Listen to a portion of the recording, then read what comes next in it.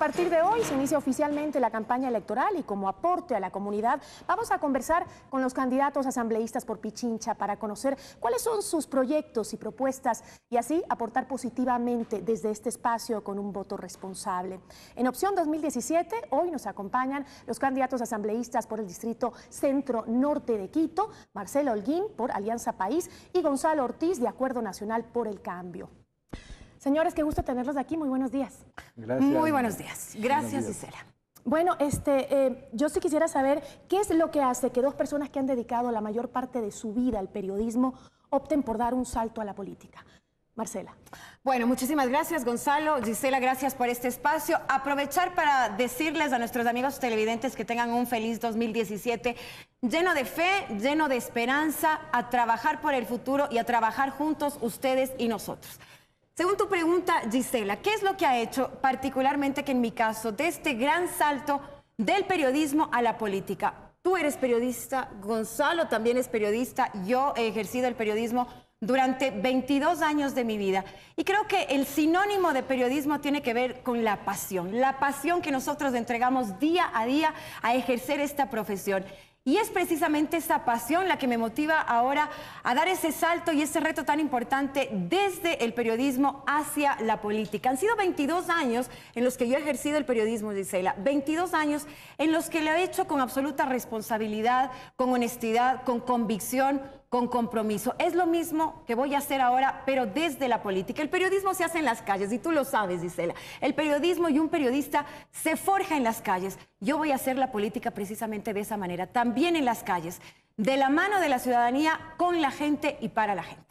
Gonzalo, su salto no es nuevo a la política. Así es. Yo estaba calculando que tengo en periodismo más del doble de años que Marcela. Y yo he estado ya ejercido las funciones de concejal, fui vicealcalde de Quito, pero antes de eso ya Rodrigo Borja me había nombrado secretario general de la administración en su gobierno. Y lo he hecho por convicción en la necesidad de que este país tenga justicia social con libertad.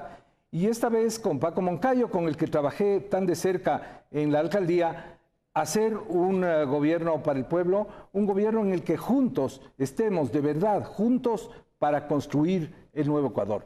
Es necesario que la gente de todas las profesiones opten por la política. La política es la más noble de las profesiones, de los oficios, de las entregas que uno puede tener. Así que también los periodistas tenemos derecho a estar en este campo y quizá nuestra posibilidad de saber comunicar, de poder contactar con la gente sea un plus con relación a otras profesiones que tienen menos contacto con Gonzalo, la gente. y también yo diría que el plus es el hecho de trabajar con la gente, es decir, un periodista siempre está al tanto de las necesidades de la gente y ese también es un plus que nos hace precisamente tener una idea muy clara de las necesidades del Ecuador. De ahí la importancia también de que, como tú decías, que otras personas y con otras profesiones también estén en la política, que nosotros también podamos incursionar en la política con fuerza para hacer de este, como todos queremos, un mejor Ecuador. Bueno, aprovechando que estamos conversando entre periodistas, ahora políticos, ustedes hablemos de una ley que ha incidido mucho en el quehacer periodístico, la ley de comunicación, ¿no? La oposición habla de la posibilidad de reformar esta ley, incluso de derogarla, Gonzalo. Bueno, en mi caso yo creo que hay que reformar profundamente esa ley. Hay que mantener algunas cosas buenas que tiene, como por ejemplo la promoción del artista nacional o la interculturalidad. En los medios en los que yo he trabajado, la interculturalidad se hacía porque esa era parte de nuestra vocación periodística. El diario Hoy, por ejemplo, fue un ejemplo de abrirse, de ser un diario pluralista a todas las opciones, a todas las culturas. Pero otros medios no lo hacían, así que está bien que haya esta exigencia de pluriculturalidad. Pero lo que está mal es toda esa maraña de sanciones y esa capacidad que le da a la Superintendencia de Comunicación de ser la que acusa, la que juzga y la que condena. A través de multas han quebrado radios, han quebrado medios de comunicación. ¿Usted se ha visto afectado por la ley de comunicación en su trabajo periodístico? En mi trabajo periodístico sí, sin duda, porque ha habido una especie de autocensura. Yo he sido 20 años de editor general de la revista Gestión y la revista Gestión, sin que lo digamos, pero obviamente hay unos límites ahora de que no digamos esto, que nos van a... bueno, todo tiene que ser comprobado, siempre lo ha sido. Esa es la ética del periodismo. Pero actualmente la Superintendencia de Comunicación le puso una multa a Gestión por no imprimir en su portada el número de ejemplares que circula. ¿Por qué? Porque dijeron que no contábamos con las devoluciones. Nunca cuando imprimes un periódico o una revista sabes cuánto vas a tener de devoluciones. Por eso nos multaron, porque no sabíamos adivinar el número de devoluciones que íbamos a tener. Una ridiculez, solamente ganas de molestar. Así que lo que proponemos en el Acuerdo Nacional por el Cambio es eliminar la Superintendencia de Comunicación y todas esas facultades sancionadoras administrativas que existen en esa ley. Marcela, la ley de comunicación, ¿hay que derogarla? ¿Hay que reformarla? ¿Qué hay que hacer con la ley de comunicación? Gisela, yo creo que hay que ser absolutamente sinceros en esto, y cuando los políticos le dicen a la ciudadanía que hay que derogar la ley de comunicación, sencillamente esto no se puede hacer. La ley de comunicación es un mandato, la ley de comunicación está en la Constitución de 2008. Yo sí estoy de acuerdo con Gonzalo en que hay que reformar la ley de comunicación. Una ley siempre es perfectible, no está escrita en piedra tampoco. Y por ejemplo, en el tema de las sanciones estoy de acuerdo con Gonzalo. Yo creo que las sanciones en muchos casos son estrictas y que debe haber una dosimetría precisamente en el tema de las sanciones. No se puede sancionar de la misma forma, por ejemplo, a un medio nacional que sancionar a un medio local, a una radio chiquitita. Entonces creo que debe haber una dosimetría. Pero más allá de la sanción también, Gonzalo, creo que la sanción no solamente y no necesariamente tiene que ser una sanción económica, por ejemplo, puede resarcirse de otra manera. Pero yo le pregunto a Gonzalo que ha hecho durante muchísimo tiempo un periodismo absolutamente responsable. Cuando uno hace periodismo responsable, Gonzalo, como el que tú has hecho, como el que hace Gisela, como el que he hecho yo, realmente no tenemos por qué temer a la ley de comunicación. Porque si es que contrastamos, si es que contrastamos, Gisela, si es que verificamos la información, si es que hacemos un periodismo responsable, no va a haber sanciones. Tú no has sido sancionada, haces un periodismo responsable. Gonzalo ha hecho durante muchísimos años periodismo responsable y él no ha sido sancionado. Yo tampoco. Entonces la clave está precisamente en hacer de este un periodismo más responsable, pero entender también que la ley de comunicación no se circunscribe a una ley de medios, no se circunscribe únicamente al tema de poner un ojo a los periodistas y a los medios de comunicación. La ley de comunicación es también para que usted, amigo televidente, se apropie de una ley y también puede exigir derechos, reclamar derechos cuando se siente vulnerado. Lamentablemente la ley de comunicación no ha sido solo para eso. La ley de comunicación ha servido la ley del palo y la zanahoria. La ley del palo y la zanahoria que se está ejerciendo en este mes con las frecuencias de las radios. El palo y la zanahoria. Te portas bien, te doy la frecuencia. A poner ojo en el tema de frecuencias. A poner ojo. No te portas bien, te quito la frecuencia. A poner ojo. No puede ser. Es decir, el Estado ha influido tanto en el tema de los medios que les tiene alineaditos, temerosos, muertos de miedo ante lo que puede pasar. Pero bueno, no puede ser así una democracia. Pero no debe haber temor. Tenemos que construir juntos, todos, tenemos que ir hacia un país con libertades.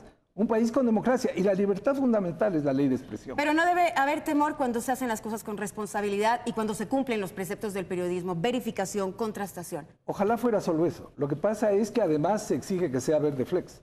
Bueno, yo quisiera que pasemos rápidamente a otro tema porque se nos acaba el tiempo. Quisiera dar paso ahora a los temas que preocupan a los quiteños. Ustedes son candidatos por el distrito Centro-Norte. Quisiera saber qué proponen, tomando en cuenta sobre todo que las principales preocupaciones de los quiteños, y me incluyo ahí, es la inseguridad, el tema del trabajo, el desempleo y también el tema de la educación superior. Marcela. Bueno, con el tema de la inseguridad creo que hay mucho todavía por hacer. Yo quiero decirte, a ti, por ejemplo, Gisela, como madre de familia, yo también soy madre de familia, yo tengo 2 hijos, tengo una hija adolescente, y a mí me preocupa muchísimo el hecho, por ejemplo, de que nuestros adolescentes estén inmersos en drogas. Creo que es el momento de erradicar esta problemática que nos afecta absolutamente a todos. Yo, como madre de familia, siento realmente un temor impresionante de pensar que, Dios no quiera, mi hija puede estar inmersa en el mundo de las drogas, que pueda ser tu hija, que puedan ser hijos de la misma edad exactamente de ellos. Bueno, muchísimas cosas desde la Asamblea. Primero, combatir con muchísima más fuerza el tema del microtráfico. Pero de ahí también una verdadera campaña de prevención. Nosotros, por ejemplo, estamos proponiendo un proyecto que se llama Barrios de Paz.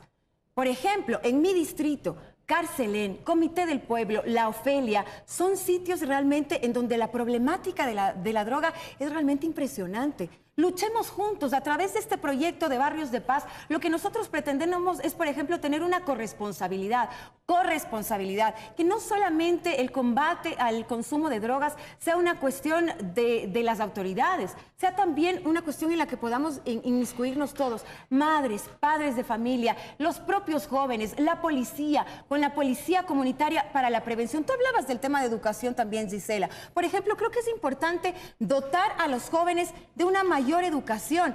En el tema de las becas, masificar las becas, han sido 15,000 becas las que se han dado versus 200 becas que se han dado en otros gobiernos. El tiempo libre de los jóvenes tiene que ser ocupado con educación, con ciencia, con tecnología, con arte, con cultura. Demos de paso a Gonzalo, por favor, sobre el mismo tema. Bueno, en cuanto a la seguridad, nosotros tenemos un plan completo, hay que reformar algunas de las leyes y eso nos toca en la Asamblea. Y en la parte del Ejecutivo, obviamente Paco Moncayo es un hombre con gran experiencia en el tema. Yo quiero recordar que los primeros ojos de águila que se pusieron en el Ecuador fueron los que se puso en Quito con Paco Moncayo. El mismo nombre, Ojos de Águila, fue una creación nuestra en el gobierno, en la alcaldía de Paco Moncayo. Paco Moncayo tiene una experiencia probada, una experiencia de seguridad, y entonces todos vamos a estar mejor con Paco Moncayo.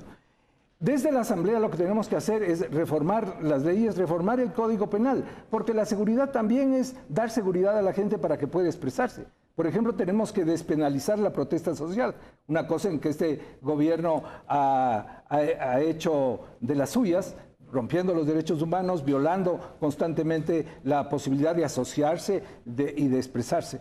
Pero la seguridad de los barrios es clave. En la seguridad de los barrios es clave la vigilancia comunitaria, las alarmas comunitarias, donde Paco Moncayo fue el adelantado en el Ecuador, después todos le copiaron. Así que vamos por allí. En cuanto a la educación superior y las drogas, este gobierno, que se está acabando felizmente, ya le queda muy poco, es el que más errores ha cometido en ese campo. Por ejemplo, al permitir las dosis personales de microtráfico que fueran más altas, de pertenencia personal. Eso es lo que hizo que cunda las pequeñas dosis. Pero y la cantidad de gente en las cárceles con pequeñas dosis de consumo personal.